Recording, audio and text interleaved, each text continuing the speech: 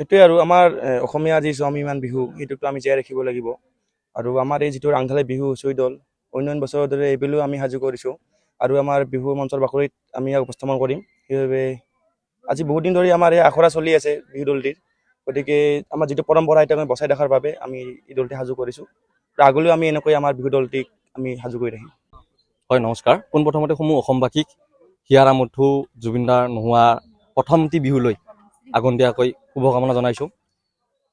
জুবিনদা যিহেতু আমাৰ মাজত নাই, তথাপিও জুবিনদা জাতিৰ হকে কাম কৰি গৈছে, গতিকে আমাৰ অসমীয়া জাতিৰ প্ৰাণ বা স্বাভিমান এই বিহুটি আমি জীয়াই ৰাখিব লাগিব আৰু সেই হেতুকে আমি চিনাবাৰীৰ বগুৱান ৰাংঢালী বিহু হুঁচৰি দলে আমি এই জাতীয় স্বাভিমানটিক জীয়াই ৰখা স্বাৰ্থত বা জীয়াই ৰখা হেতুকে আমি অন্য বছৰৰ দৰে এইবেলিও ন ৰূপত বা সাজত আমি চিনাবাৰী ৰাংঢালী বিহু দলটো আৰম্ভ কৰিছোঁ।